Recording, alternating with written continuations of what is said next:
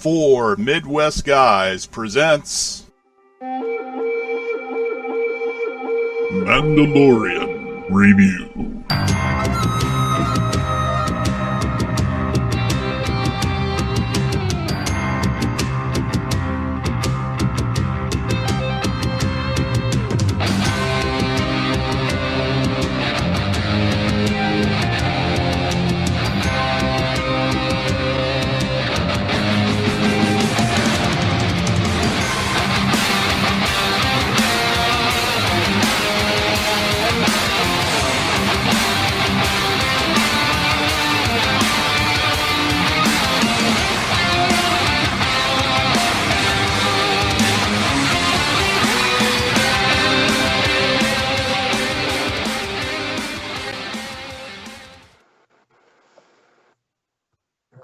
Hello, everybody, and welcome to Four Midwest Guys Presents The Mandalorian Review. Season 2 is here, and we are back, and all three of us are here.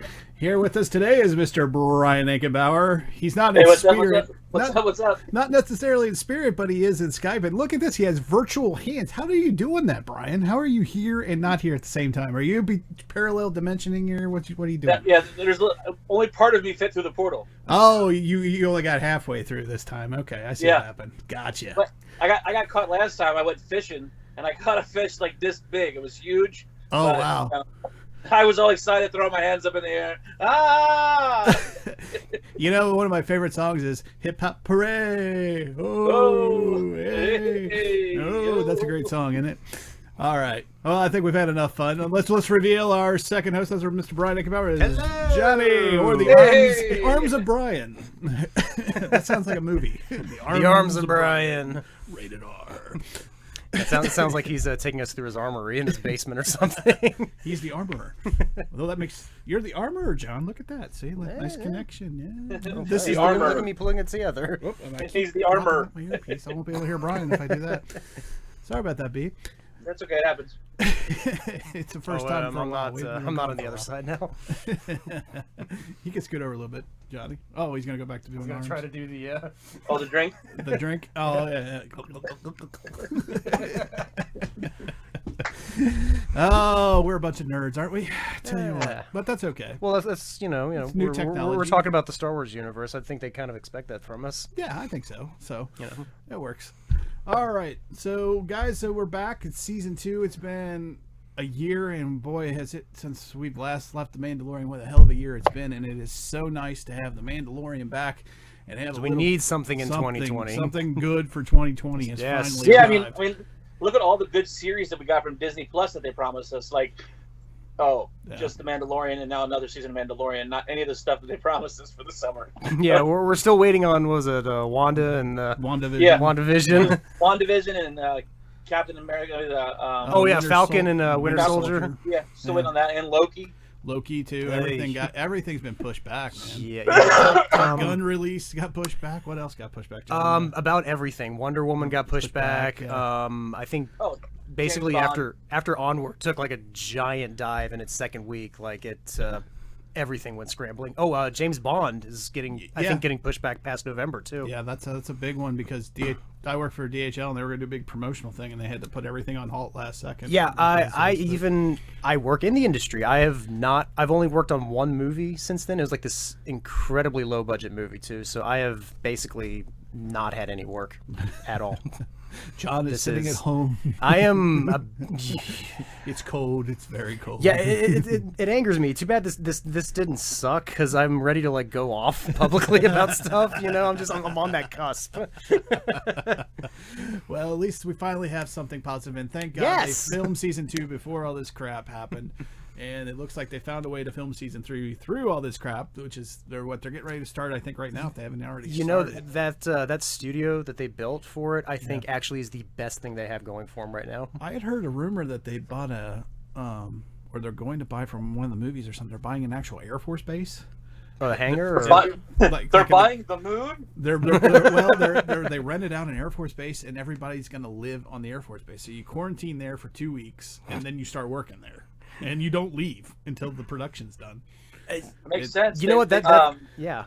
Mission Impossible did that with Tom Cruise. He bought a yacht, like a giant super yacht or something, and he had everybody stays on the boat unless they go to film, and they go straight from the filming to the boat.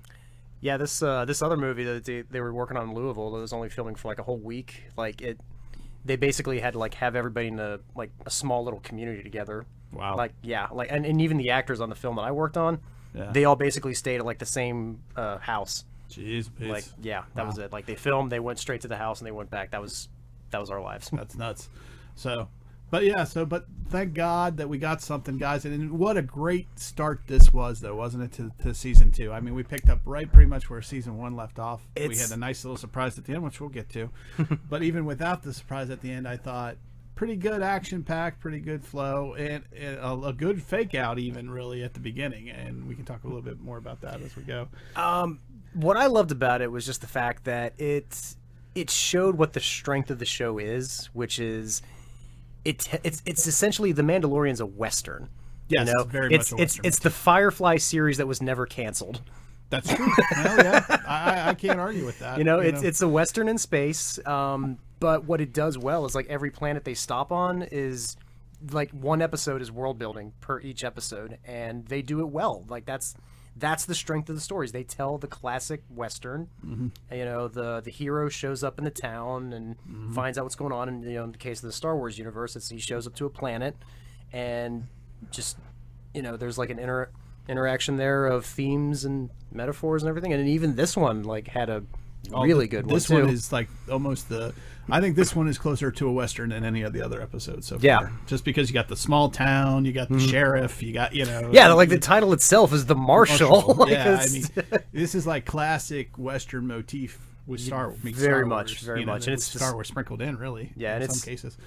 And it's exactly like what was it? John Favreau said, "I don't want to be inspired by George Lucas. I want to know what inspired him." To make it, and that's exactly what he's doing well with this. He's taking the Westerns, he's taking Kurosawa, and this episode shows it's all there. It's a good mix, absolutely. Yeah. All right, so let's talk about the first scene, gentlemen. Let's talk about the Gregorian Guard fight match. These were not the big fat Gregorian guards from Jabba the Hutt. Is it Gregorian or Gamorrean? Or Gamorrean. I'm sorry. Yeah. Sorry. Like because they're about to chant. The monks that chant are in a battle. Your ass. How large is Jabba the Hutt? He's huge. All right. Now, anyway, but these were not the big fat green pigs. We'll just call them that.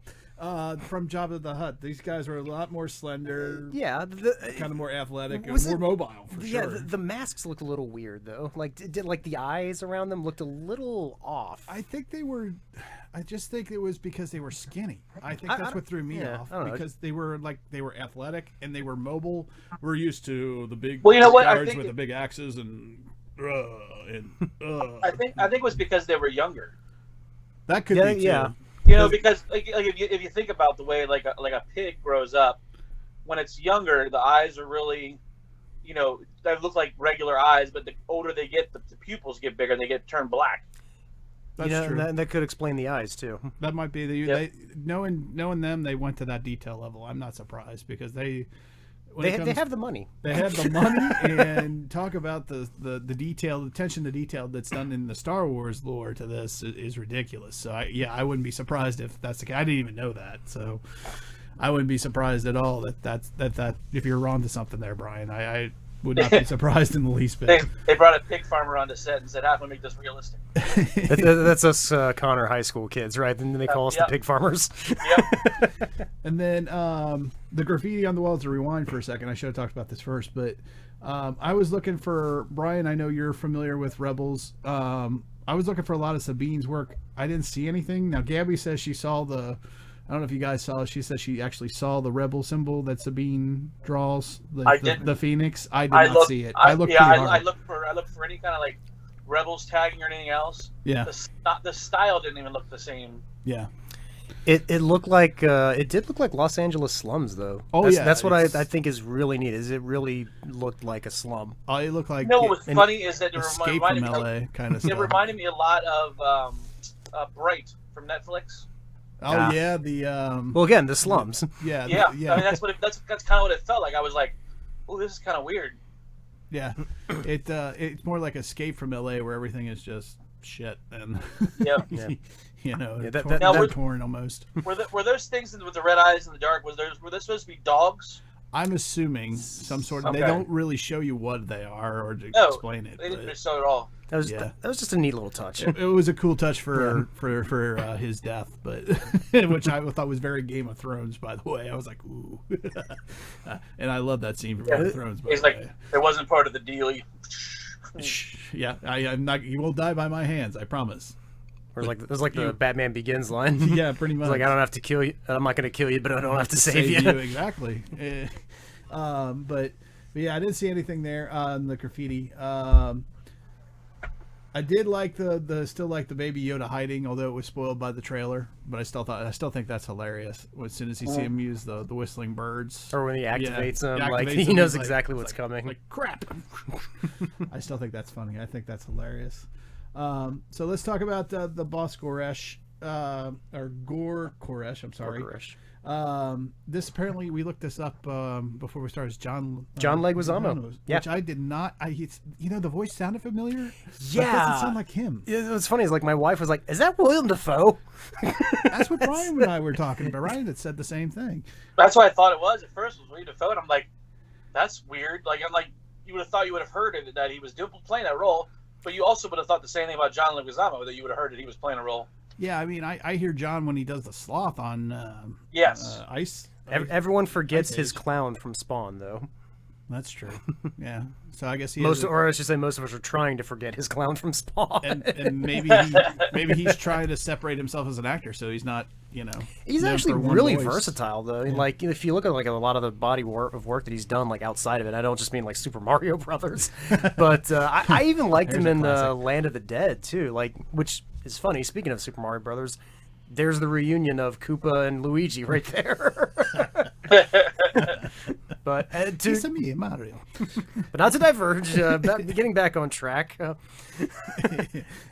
I don't know about you guys. When it came to this boss and how he was explaining how he's killed a lot of Mandalorians, after what I saw Mando do to him and his gang, I thought his gang was pretty weak. So I don't know if he was just lying. Oh yeah. Or what? Because I don't see him being a match for any Mandalorian. I think the kids today call it fronting. Or flexing. They're flexing their muscles, maybe. Yeah, they just flexing. I don't know. What do you think, Brian? Do you think he was for real on that, or do you think he was just trying to scare him? Oh, I think it was a scare tactic. Yeah. You always chalk yourself up to your opponent. Right. And the way he, if you noticed, the way he commanded respect in the building wasn't even like he turned his head and nodded or anything. It was always gunfire. He shot the one Gorian. He shot up in the air, and then everybody started running. There was never a like twirling his hand in the air and saying, everybody point guns at them kind of thing. Right. Sorry, I tried to do some arm. Couldn't resist. I thought he was he felt like he was trying to be a crime boss, and he really wasn't. I guess he was trying to be like the mafia guy, and just even when you watch him run, he looks like a guy that could be taken down pretty easily. Yeah, or the fact that he's a guy running from he's like. And I'm like, this guy's completely weak. There's nothing to this guy. He's it's like those ads you get on your cell phone games with like level 1 boss. And let's face it, he's a one-eye ogre basically, and you would think when I see a one-eyed green thing, I think ogre. You think big, strong. This guy's phrasing the opposite. Yeah, crazy. When you see a one-eyed green ogre, one-eyed Willie. No, keep this PG. Try to keep it PG. When I see a one-eyed green ogre, I think, wow, is he sick? Wow, the Incredible Hulk is really well. Oh, never mind. And we have officially demonetized you. Damn it! Back to the Deadpool reviews. Now those are fun. We're all going to hell, but those are fun. Oh. All right, so let's move on, guys. So we return to Tatooine again. We find out that there's a Mandalorian on Tatooine. We find Peel's back. That's our lovely mechanic, who's back from season 1. Not my favorite character, from season 1, but I don't know. It's all right, you know. Yeah, were you okay with having Peli? I was personally fine with it. You know, Yeah. I mean, what was neat was I think her presence there, like, because you can. It showed like the arc that Mando has made so far, because like the last time she saw him, I mean, she even brings it up where she's like, Yeah. "You left and you hate droids, and now you come back and you all like droids." Right. And it's like, He's grown. it's she's there to like show how everything's gone full circle with him almost, but it does, and I think it's actually kind of neat because he's crossed that arc as a character. What arc does he have to go through this season? How much is he going to grow? Right. It's a good point. And, you know, it just shows you how much IG-11's sacrifice from season 1 has affected him. Obviously, that's probably the catalyst for the change. Well, who did IG-11 not affect from that season? I mean, he did pulled a T2, you know, essentially. Yeah. But yeah, I don't know. What did you think about the Terminator 2 thing, Brian? The whole IG-11. Do you think IG-11 had any effect on his growth this season? Well, I don't think it was just that, but I think it was also Queel? Okay. Yeah, Quill? because he's very yeah. We're going back to him? The Ugnaught. Yeah. Oh, the Ugnaught. Okay, yeah. Yeah. So I think it's both the loss of both of them, because he kind of bonded with both of them, and to lose them both, Yeah. and to only have the child left, I think is kind of. Well, yeah, because Quill also helped him realize exactly what IG-11's programming was and what droids, meant. In a lot of ways, Queel kind of played his conscience. I mean, or he's a moral. Well, moral center, it helped to guidance, like give him I don't know, just kind of change his view on them based on what he's seeing too. It's like, okay, yeah, you've seen IG-11 at the beginning. He was about ready to kill the child, but it's just what he was programmed for. Look with him with new programming, and that's yeah. Just life isn't all It's not everything we remember it from as our childhood. Right. Exactly. Which damn, Star Wars dropping that kind of reality bomb on the fans. Good Lord, be careful. Oh, wait. Star Wars goes deep, dude. It goes deep. So we find out about. So there's now another. We're on to our third Moss now. We have had Mos Eisley. Yeah. We've had Mos Espa from the prequels, and now we have this really, really small, dinky town, Mos Pelgro. Pelgo, maybe Pelgo. Not much of a town compared to Mos Eisley or Espa. In fact, it's literally the western town. It's a row of houses with a bar. It's just the street, and the single street, western the main town. street, with the town, So once again, it fits that whole western, classic exactly. Western motif. Brian, what did you think about the whole most I haven't memorized. Pelgo, yeah. Pellegrino. Yeah, I mean, it did feel like it felt like a western. It felt like one of them when they come into town on their horses, and everybody kind of stops what they're doing to stare at whoever's coming down Main Street. Mm-hmm. It kind of had that feel to it. Yeah, everybody's coming out their houses like, "Who are you, stranger?" Yeah, strangers don't last long around here. And then he went into the cantina or whatever, the bar. Mm-hmm. Just like any western. Yep. And you're like, the sheriff has, or the marshal has, and he's like, the marshal, and you hear, you almost can hear. Yeah, and you see him in the doorway. Yeah, and you hear the thing from his boots. Yep. Oh, well, yeah. His boots had spurs. His boots clearly had spur sound effects on them. They had mega spurs. Yeah. Which there's a couple really neat sound effects I want to talk about in this. Which. Oh yeah, it's in the notes. I definitely want to talk about sound effects. That's for sure. But I really liked what I really like when he said, he goes, "Have you seen any more Mandalorians? What do they look like?" He's like. Like me. You're looking at him. It's exactly what a Western dialogue is. It's short, it's to the point, and it's but it's funny. And it advances the story. It's exactly serviceable. Yeah, but well done. So let's talk about the Marshal Cobb Vanth. He's in what's left of Boba Fett's armor. When you first see him. And you see Fett's armor, you're like, is that Fett? And you go, there's no way that could be Fett. Fett has a scarf. Not only Fett has a red scarf. Not only that, it's Boba Fett! It's cold on this desert planet.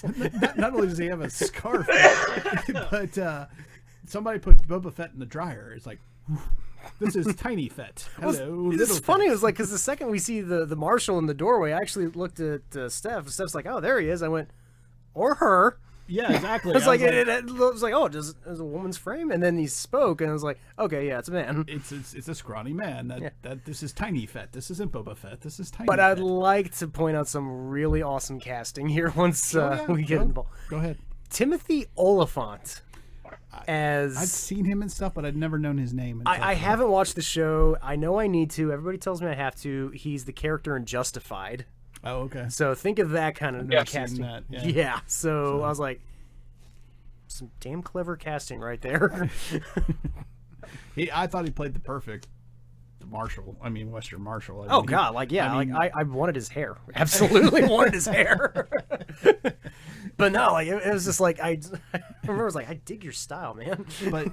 But getting back to the whole him in the Boba Fett armor, the first thing that came to my thought after I realized it wasn't Boba Fett, I'm like, this is gonna piss off a lot of Boba Fett fans, a lot of heart. This is all they do. There's gonna be such an outcry. Well, that was like 30 seconds we get introduced, but don't forget, he also says, "Have a drink with me." He does. Mandalorians don't drink, you know. And then he sits down at the table. He takes his helmet off. Well, the taking the helmet thing off was that was it. I was like, okay, clearly not a Mandalorian. Clearly not a Mando. But yeah, I was like, oh my God, the Star Wars fans are going to riot if they don't. If this is all they do with Boba Fett. This is all they tease us with. That's what I was thinking. I'm like, oh God, please let them do something more. But it was a great fake out though, because if up to that point, that's exactly what you're thinking. And that's all you're going to get. And I like how he defined it too. It's like, where did you get that? It's like, I bought it off some Jawas. I'm like, okay, I can understand that. Yeah. I can see a bunch of scavengers picking up his armor, what's left of it. If it gets spit out of the coughed out of the it didn't get digested over 1,000 years. Right, exactly. I mean, like you said, it all makes sense. Yeah. There's enough there for you to believe it. I will tell you though that this whole story is actually taken, at least the roots of the story are taken from an Aftermath novel. If you guys ever read any of those, this character in there's a few changes, a few off changes. Like there's another character along with him in the Jawa when he gets the armor. That's part of the story. And then there's also the crime group is not a bunch of miners. It's Red something or another. I can't remember the full name. Either way. Red Dawn? Not Red Dawn, no. It's Asian Dawn. It's like this little. It's kind of like it's the same thing as the mining group. They're like an up and coming bag trying to fill the power vacuum left up behind. And coming. No, well, what else do you call it? Oh, but don't we? Come now, see. But we see we see some faction rise up in his origin story. Like the second we see they're like the Death Star. The second one. And then he's like, okay, cool. Because it definitely ties the timeline in, where it's like, okay, this is clearly after Return of the Jedi. Oh, yeah. But the second we see that Death Star blow up, and then those guys come in, and they just like massacre everyone in the bar there. Yeah. So I mean, was that the Red Dawn or the? Well, that's this story's version. So that's one of the changes that I've noticed. Okay. So what they're doing, I think, is what they're going to do is they're going to leave that story as it is with a few tweaks, and then they're just making Mando show up after that story takes place. So you can go back and still read about his background stories. You might say, well, what about this and these two things, but everything else should coalesce through the book. So it's basically what it is. They took the story that was there, made a few tweaks, and then made Mando meet him after all that took place in the book, kind of thing. So there is a backstory to everything that he's telling you. In fact, it may be that the Marshal's just not telling Mando the full story, and that's why that other character is left out. And but I will say, the second he gets that armor, and the second he walks back into the bar where all the soldiers are, you clearly hear the spurs on his Mando boots. Yeah, you do. and then that's the telltale sign of Boba Fett. I mean, it's one of them anyway. I don't remember his footsteps having. Did he had spurs. Yeah, in Empire he did, and definitely in Jedi, you can hear him when he walks. I gotta listen to that again. I don't remember that. Yeah, they're there. And I remember the Ben Bird sound verse. In fact, to me, it was almost. I always thought they were more. It was so much spur at times. I thought it was more like Jingle Bells than Spurs, but it's Spurs. Maybe I'll have to check out the holiday special. No, no, you don't want to his first appearance. I don't wish that. No, you don't want to do that. Don't. It doesn't exist, John. It doesn't exist. It never happened. Never happened, man.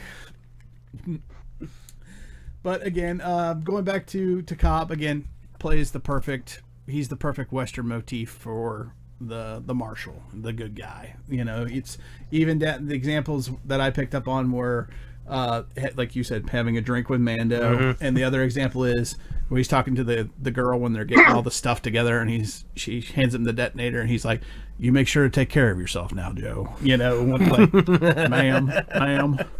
You know? Yeah, if he could tip that visor, he would have. He would have. Yeah. You know, well, it's funny because not one part in this thing did he feel like our typical Star Wars like village person. Like everybody's always had, what can I do for myself? Yeah. And he was the exact opposite this time. Like he was the exact opposite, and he was all about the village and all about the people, as opposed to how can I better myself, or what angle can I take on this to make sure I come out on top. But that's a good point. Up to this point, the good guys have been smugglers, or maybe they're the outlaws. They're the rebels. They're the anti-hero. They're the rebels. Yeah, rebels. So that's a good point. Yeah, this is maybe our first chance to see a real, true white hat in Star Wars, as you say, or someone that wears a badge and actually wears it with pride, dignity. Well, the morality that goes behind it too, where he's actually. But we do see a bit of that morality kind of slip a little later when we see what happens afterwards because what happens next is we got like this giant, we almost thought it was a sandworm at first, or one of the sarlaccs or whatever, come straight through that main street of the town, and everyone's goes in the doors. It's like when the cattle rustlers come through and they just close all the windows, and it just takes one of the banthas down. Oh my God, it's Tremors. Yeah, that's what I thought too. Yes, I thought it was Tremors. Honestly, they did just make a new one.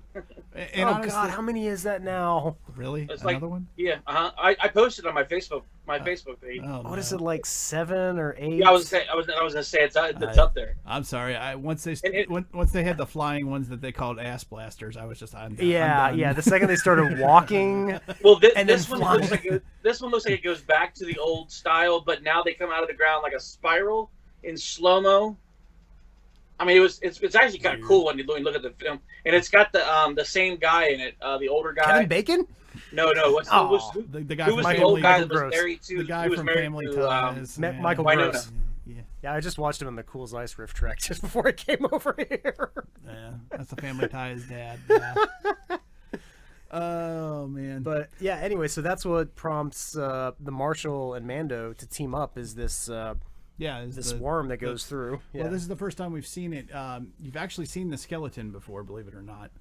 If you go all the way back to the original Star Wars, it's what was over the dune. dune. So when you look at 3PO in the background, you see this big giant skull thing laying on the dune. Is that what that was? That's the Krayte Dragon. Okay. So this is the first time we've just seen it alive.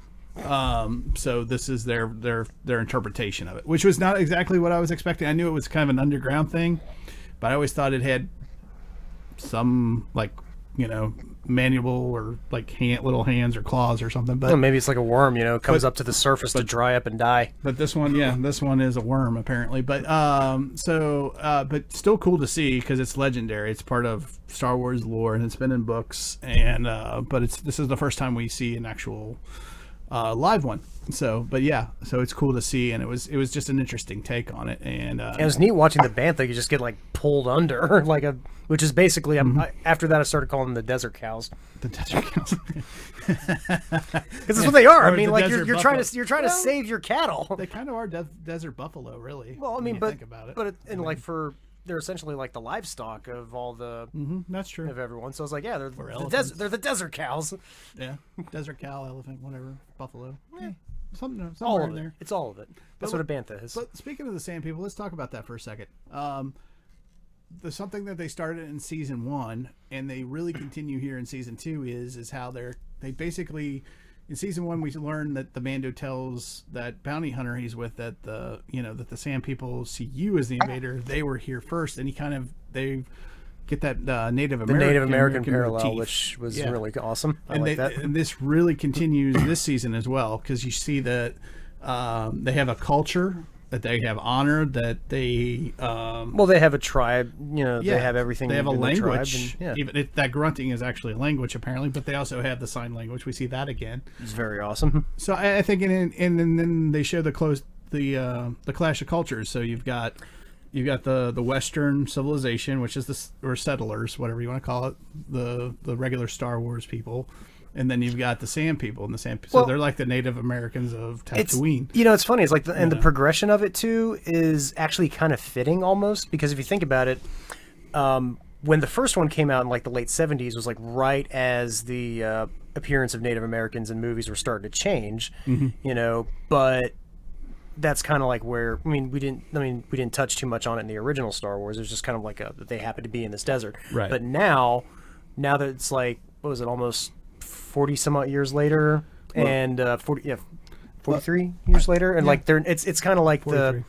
the Dances with Wolves approach. Yes. Where it's like they're the perception of Native Americans in the Western, which is what, like, when we started out the show, like, that's what we talk about. This is very clearly a Western, but just like the way that they interact in the Western has definitely changed. Because we don't see them as like inferior, we see them as another culture. Yeah, they're not savage, not to use that word, but they're they're not the savages. They're flushing out the character. They're still cool. They're showing the proper respect to the culture. Right, and they're giving them that culture background so that we now that Sand people now when you see that Anakin kills an entire tribe, granted he killed his mother, but you can see the how much more of a sin that is than just that. The fact that he killed a bunch of Sand people before to us would have been just like, oh, they're just Sand people, they're a bunch of crazy people that walk in the desert. Did That's they not really the case. kill his mother? What's that? Did they really kill his mother, or was that a story he was just told? No. He finds her in the Sand people village. She's and she died. She's tortured to death essentially because he finds her and she's tied up. Oh, that's right. Yeah, and she just kind of collapses. Yeah, George Lucas writing the death scenes. I thought it worked. I would have liked. Honestly, I was a little bit, not to make this sound bad, but I was a little bloodthirsty at the time. I wanted to see Anakin cut some Sand people in half, but I digress. Because I was, Darth Vader. But anyway, so I thought that really, they took that to the next level and they continue to build on that. And that just kind of flushes out the Sand people for you, I think. And I think that just adds a lot of depth to, what would otherwise been just, just the ruly, crazy people in the desert. It would have basically been like the, what's the word I'm looking for? Like the early 50s Westerns where the cowboys are wearing completely bright, like, primary color outfits and everything, and they look like Marty McFly when he first went back in time. Take off that. You gotta. It's like, you gonna. I don't think Clint Eastwood ever wore anything like this, Doc. You gonna drown? Why you got that vest on? Well, I mean, like when he went from 1955 to 1885, and he was wearing like that pink blue outfit. Yeah, that was great. With a large lace. Yeah, I don't think Clint Eastwood ever wore anything like this. Clint who? They made some comment, like some Chinese person dressed or something. It was funny. Moving on. So let's move on to the hunt for the. Let's talk about the Krayte Dragon hunt itself, which I thought was pretty damn cool, actually. First thing I want to mention, because we said we were going to talk about sound effects. So I don't know if you guys have noticed over the years, but starting with from the original Star Wars to the special edition to the DVD release to the Blu-ray release, every time they re-release the damn movie, they keep changing the sound that Obi-Wan Kenobi makes to scare away the sound people. I hate it so every much. time, and they make it more elaborate and more crazy sounding than it was before. And it makes it, honestly, it makes it sound worse. Yes, it really does. It gets worse with every special edition. However, I have got to give Dave Filoni a shitload of credit here, because if you listen to, because I know the difference, because I've watched Star Wars a billion times, and each one a million times. If you listen to when that dragon is growling or roaring as it's coming out of its cave, you hear the original sound effect, and you hear all the special edition DVD and Blu-rays all put together. So they did a really nice job. It's a really nice retcon job and a really great attention to detail to fix that issue. It's the best use of the special edition sound effects ever. Actually, I'm surprised you didn't touch on this one sound effect that was in your notes up there about the speeders. When they leave the Moss or whatever, Pellegrino or Pelgo, and they go across the dunes. And you had a note on there. It's like, is that Anakin's thing? Yes. This sound effect is the exact same as his pod racer. So that is his engine. That is a definite throwback to the prequels. Yeah, but that's the way throwbacks need to be done. This show knows exactly how to do it. It doesn't bring it to the forefront. Abrams, but it does it the right way. It does it to where it's in service of the story. And I'm going to be honest with you, that I know who it is. It's all Dave. Oh yeah, Dave is all about that. But he knows how to put it in there just right without just like doing this number to the screen when it comes to like the fan service part. Like it's part of the story. It's part of the world. It's something I didn't even notice until about halfway through that speeder scene that I noticed. That's the subtlety of it is, it's not like, oh, that's Anakin's because it's got a new paint job and everything. Yeah. But if you look, there's 2 of the flaps. There was 4 on the original. There's 2 now. Well, because it was like 2 on one engine and 2 on another. Right. And then but since there was only one engine attached to a speeder, like that's yeah. So now he's just got the 2. It was a nice touch. It was a great touch actually. And thank you for bringing that up. I totally missed that point. But yeah, did you notice that, Brian? That that the Marshall speeder was No, I did. I wasn't actually paying attention to which his speeder was because wasn't his speeder on a different planet? No, I'm talking about the Marshall speeder. The Marshall speeder. The one he was driving. Remember that big engine looking thing that he used? Yeah. Yeah, because that was Anakin's engine. Yeah. Yeah. I didn't pay attention to whose engine it was. Yeah. I thought it felt realistic when we were watching it, so Gotcha. That would be why. Yeah, that's all I cared about when we were watching it. I was like, I just didn't want it to look crappy. That's great, actually. That's a great call to. And again, that's what I said. That's the best way to integrate the universes like that, to have those kind of like throwbacks to the other movies, because it doesn't call too much attention to itself, but it still gets the story, across while still tying in the rest of the universes. Yeah, it's great. It's fantastic. And then again, that's Dave. If you watch Rebels, you watch Clone Wars. I can't speak highly. I know I sound like I'm a Dave Filoni super fan, and really, honestly, I am. He is. Because we remember the black lightsaber from last season. Yeah. Don't get me started on Darksaber, dude. Anyway, phrasing. Don't get me started. I'm telling you. I will get. I'll He's pull like, out a map. I will show you. We took the "It's Always Sunny in Philadelphia" meme where he's like talking about the board, and we put Brink and the black lightsaber on there. Look, see. So you see, HR doesn't exist. The Darksaber was really there the whole time. But anyway, but it was awesome. It was that just shows you the attention to detail, just a little thing, and I just had to bring that up on this podcast because I was like, damn it, if that just isn't trying to, it's not just retconning for the sake of retconning. That's trying to take something that people care about and make it relevant. And so that's how he is. I'll get off my Dave Filoni soapbox until the next scene. The other thing I liked about this is I thought this was a really good use, and this is a kind of a Star Wars thing, is you saw the simplistic weapons of the Sand People, I thought, and you saw the mixing of the high-tech explosives and blasters mixed in. I thought it was kind of like Endor, where you got primitive against super futuristic, but in this case they're working together against a common enemy. But I thought it was a really cool Star Wars, kind of a Star Wars thing. What do you guys think about that? Do you want to go ahead, Anchor? Well, I mean, I agree. I really liked the way that they played off each other, and they came together as like a one kind of community type of thing, fighting the creature. Yeah. And they alternated. They did the rope and arrow, the harpoon. Yeah. And then they showed a couple people with the what were those, like grenades? I guess that's how I would put it. Like light grenades, but I was like, it was weird. They kept alternating between the two. Those are the large thermal detonators. Yeah. I would say they were not like actual thermal detonators, or probably something. I knew I said thermal detonators. One thing I thought was funny. Sorry. One thing I thought was funny was that every time. Wait a minute. Yeah. I knew it. The one thing I thought was funny is that every time they went to go try to set this beast up or whatever, he'd come out and eat at least one of the raiders. Yeah. Yeah, the Raiders really took it hard, man. Yeah, they like, lost it's like, the guy, like, he won. they're like, like, My favorite was the Raider brings the bantha right up to the cave where he's at. He's like, hey, here it is, and it takes the Raider and leaves the bantha right there. I was like, this thing's selective. Yeah, and then he goes, has a moral I think they're going to be open to new ideas. This thing's more pissed off at the thing that woke him up.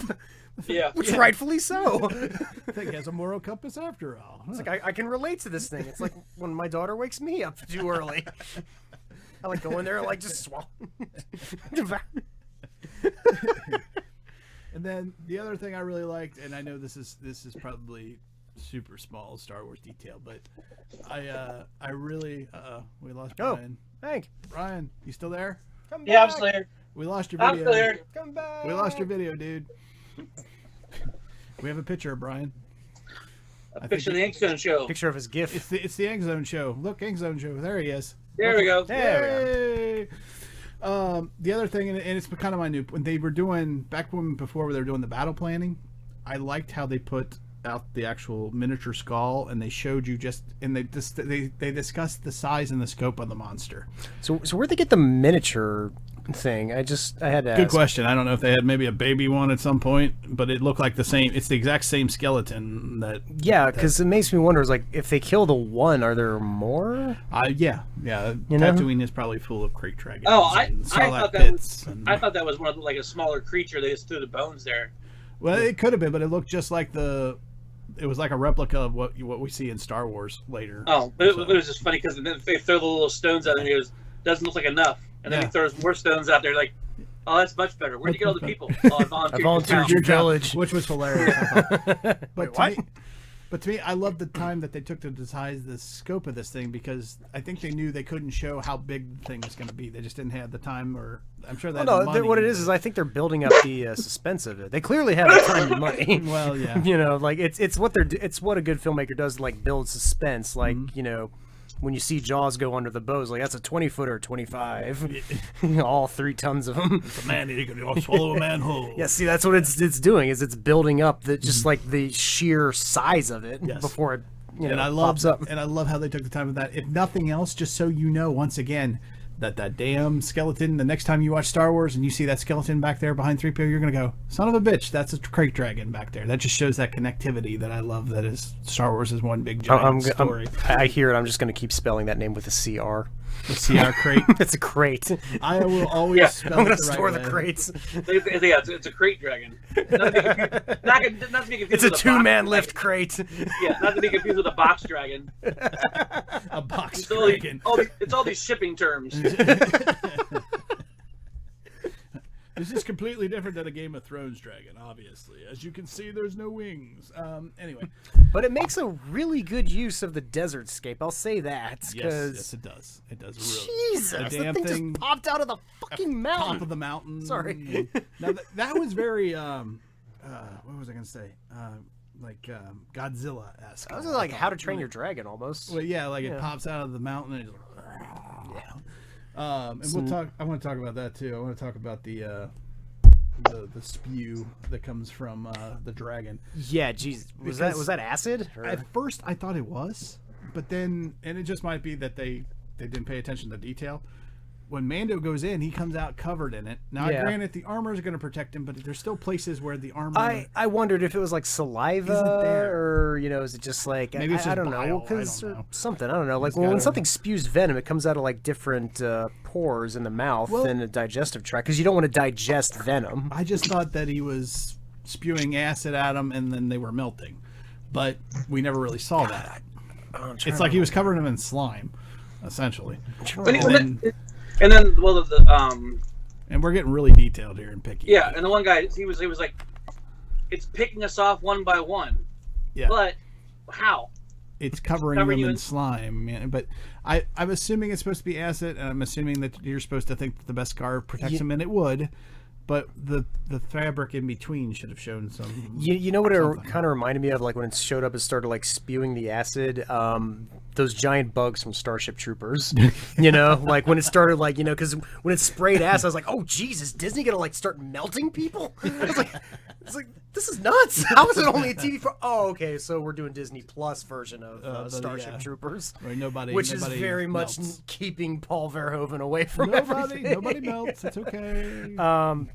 But no, the one thing I will say about their plan, though, that I had to question. Yeah. Why the hell did they put the charges so far away from the entrance? That's a good, well, I'm assuming because they thought if they go any closer, they're going to wake it up. That's my reasoning. That's what I said in my head anyway. Please throw a line in about that next time. Just one throwaway line. That's all it takes. It's 5 seconds of screen time. Okay. So again, we're being picky. But it is picky. Yeah, it's picky. just. I mean, but overall, but I agree it's. With you. Yeah, I agree with you. They could have thrown in, hey, It's like, why don't we get closer? We don't want to wake it up. 5 seconds. Done. And you keep building the tension of how they have to drag it out of the cave to get it to lay on those charges. And I love that the first time it does nothing. Yes. And the other part about that whole scene that I loved was when Mando kicked back in the Boba Fett backpack flaw. And it's even the same sound effect. effects The same sound effects. From Jedi. Yep. You hear this. It was great. I love that. I was like, that is just the cherry on top. And there's my mind like automatically throwing in the scream. Yeah. I thought it was, I was like, I was waiting for it. But I don't know. Did you like that, Brian? Did you like where they Of course I did. Put Boba Fett problem back of course I did. And then he accuses him of breaking it, but it was already Han broke it. Yeah. It's like, I'm not the one that broke this. Which is funny because both Han and Mando broke it technically. Exactly. Han did it, and Mando just did it again.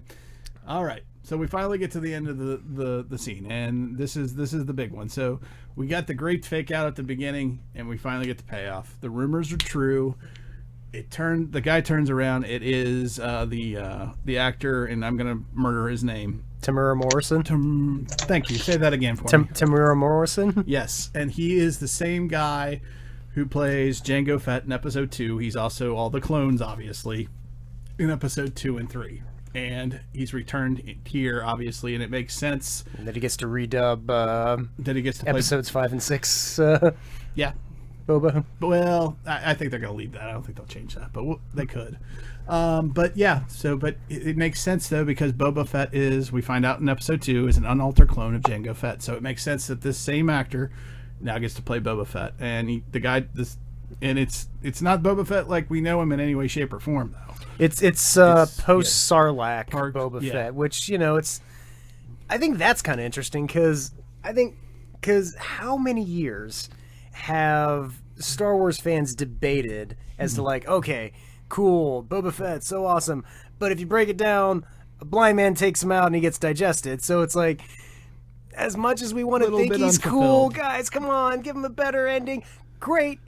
That's not his ending. Right. So that's kind of how they did that. And I'm going to say it, Rogue One, that's a better way to retcon something that fans talk about.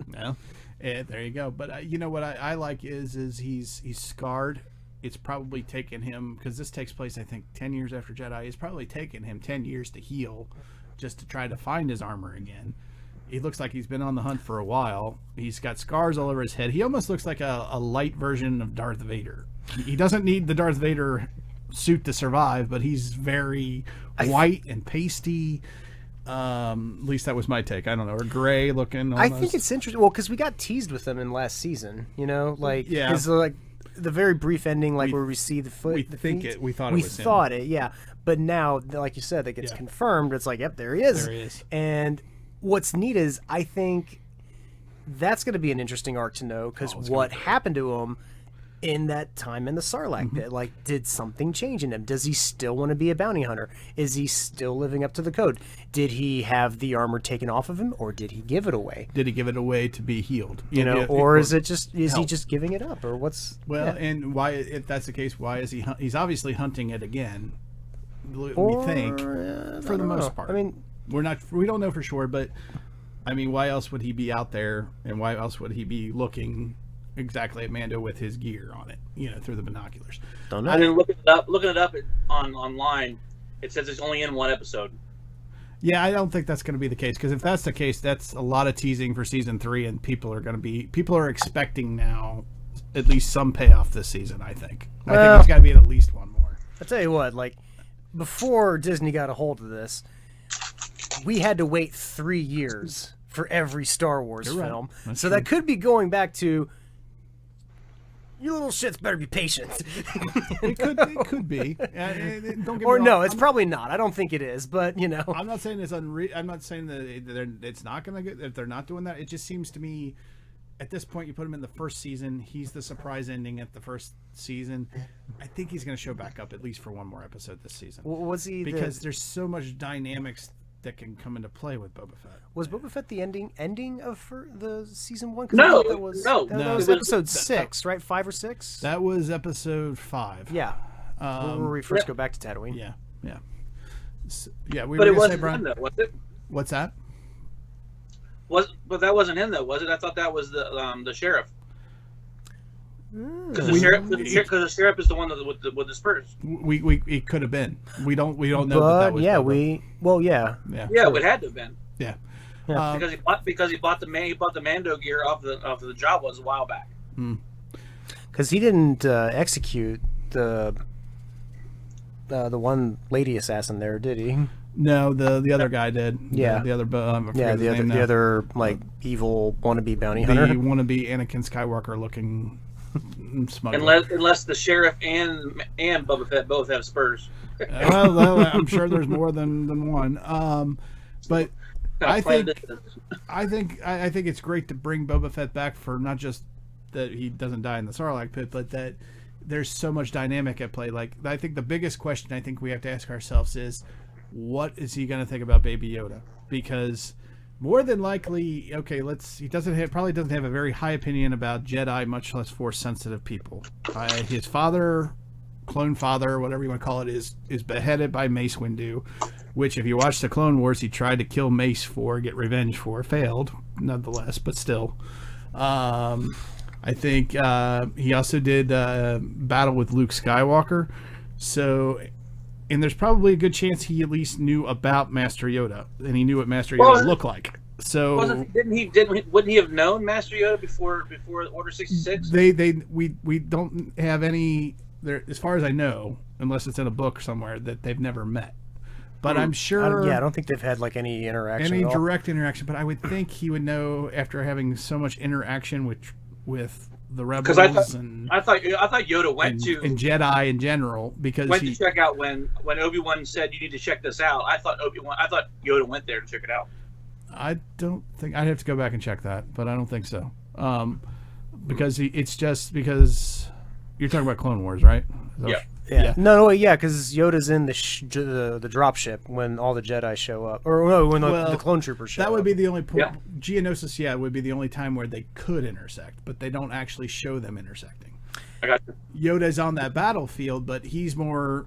Boba Fett's a kid, and he's focused in on his decapitated father's head.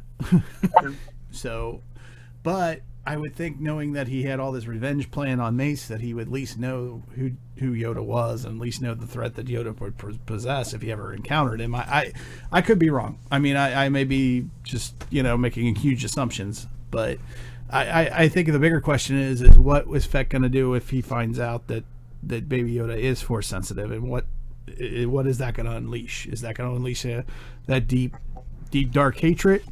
Or did he keep that hatred to Mace in itself? Or does he have a bigger, Luke Skywalker was part of the reason he fell in the Sarlacc pit? It could be it could end up paralleling Mando's own journey with droids in season 1. It could. And there's also rumors of a Boba Fett series coming. So, they could spin it off. But I'm just saying, there's all kinds of story points and possibilities and probabilities here. I don't know. What do you guys think about all these possibilities, probabilities I brought up, and what else, maybe other ones, do you guys think there might be with bringing Boba Fett back into the scene? I don't know. I'm excited. I'm just excited to see where it goes. Mm-hmm.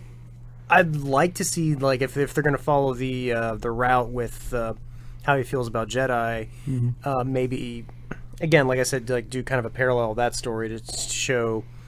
Kind of how Mando had, like, his character arc was completed. Now another character arc has to complete. Maybe Baby Yoda saves his life, or something. Yeah, I mean, because as we've seen in the previews, the Jedi are going to get involved again. So there's going to be more Jedi around. around Probably. Mando. So Yeah. Well, now what I wouldn't mind seeing is a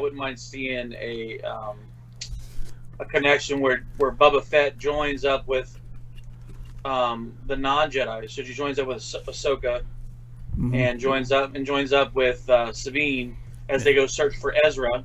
Oh, so Boba Fett joins that clan? Yeah, because Sabine is a Mando, so she kind of tries to bring him back to understanding what it is to be a Mandalorian. And yeah, because they were saying, there's rumors were saying that they were going to bring back Captain Rex, and I kept saying Captain Rex is just too damn old. So Boba Fett's at least younger. I mean, he's really messed up right now, but I mean, it's a possibility anyway. At least for what we see anyway. Yeah. So I don't know. But it would be an easy way to transition though, and explain the new worlds that we see.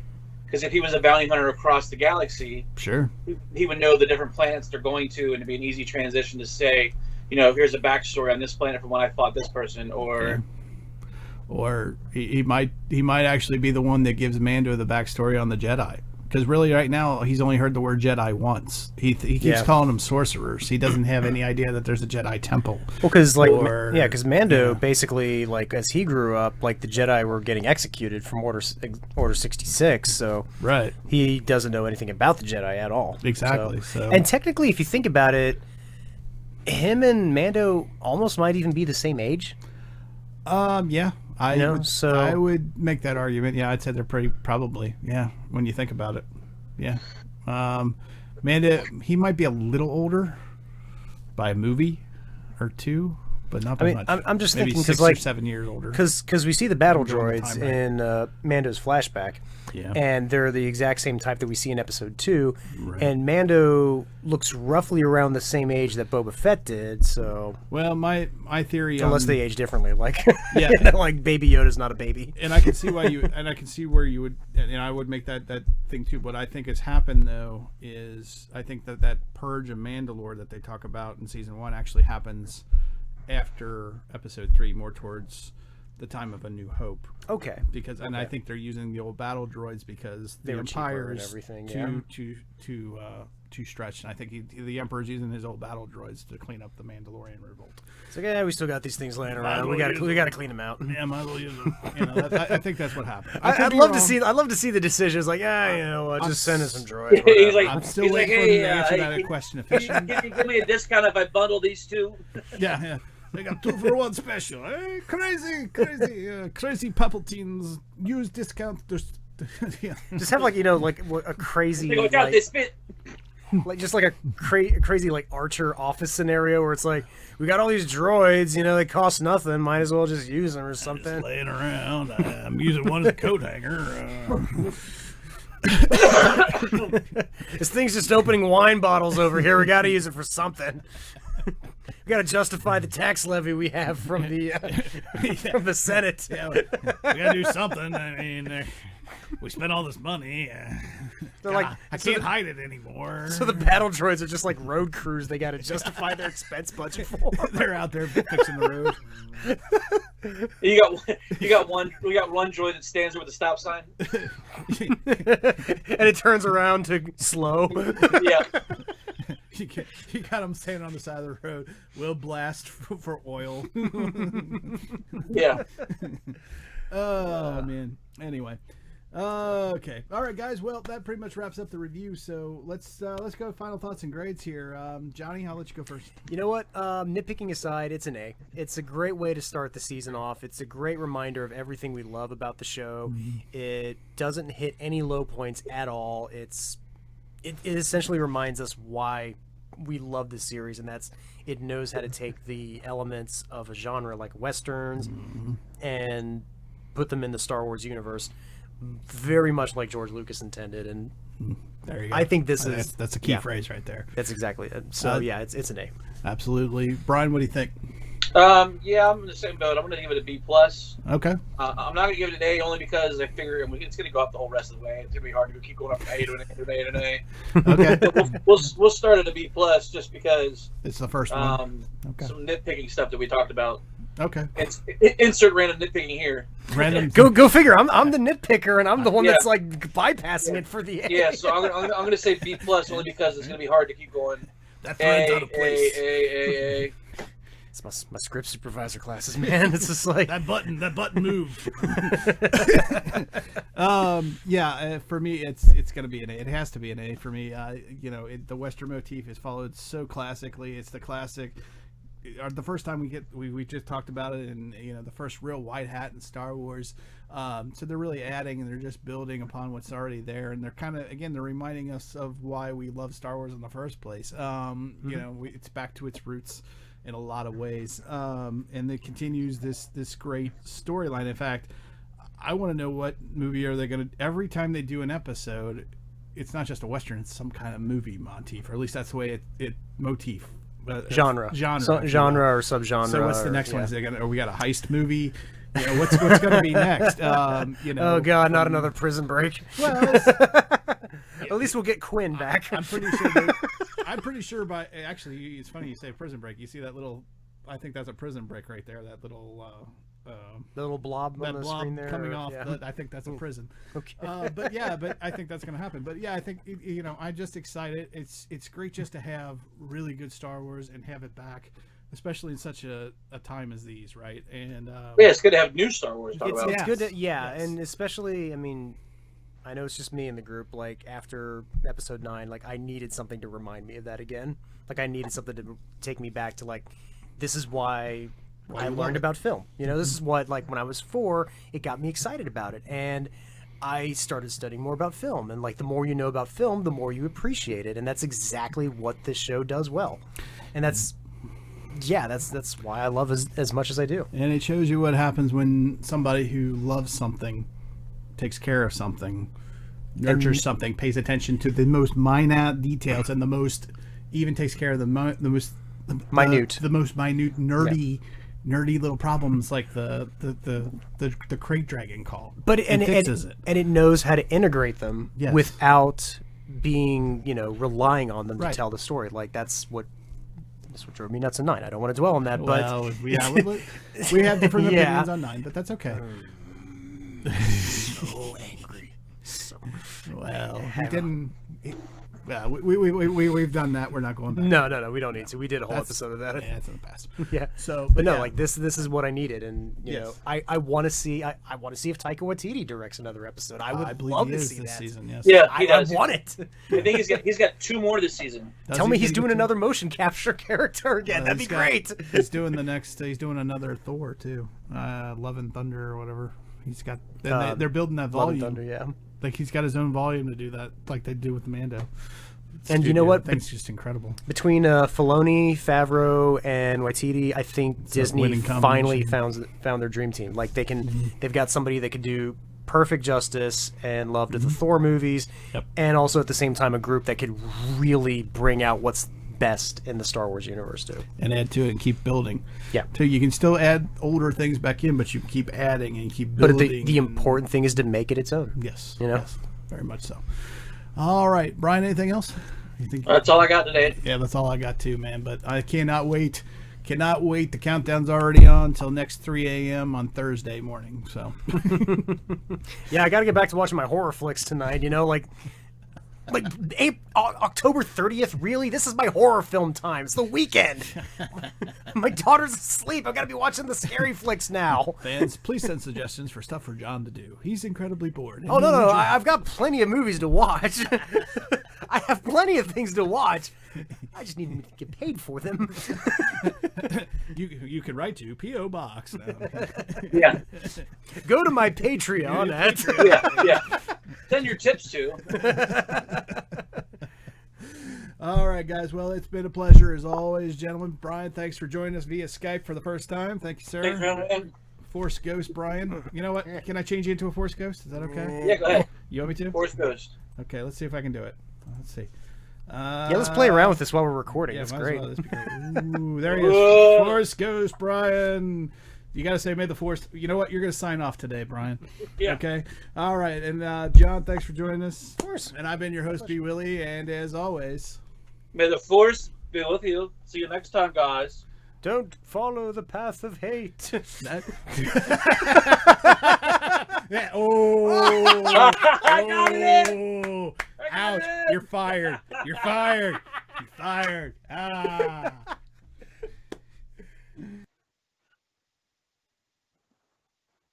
Are we playing anything right now? No, I forgot Oh, wait. social media. No, that's social so media. that thing that we're on. Fun. I forgot about social media. We'll do it again.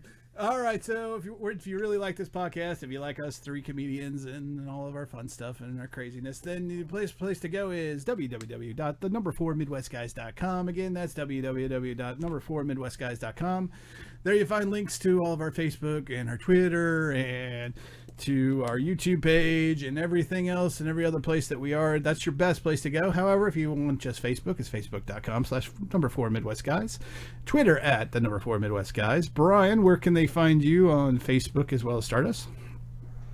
You can find me on Facebook on the Facebook page. Or Twitter, I'm sorry. Make that Twitter. Find me on Twitter and Egg Zone, man. At Egg Zone. You can find me as well on Twitter and Stardust at bwilly1977. You can find behind the scenes stuff. Our Instagram page, which is the _Midwest_guys. And good old fashioned Gmail is 4midwestguys@gmail.com. You got something to add, Johnny? I don't know. Maybe I should start an OnlyFans site.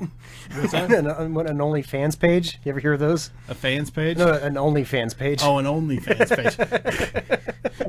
Our one fan. Yes! Yes! Stay for more!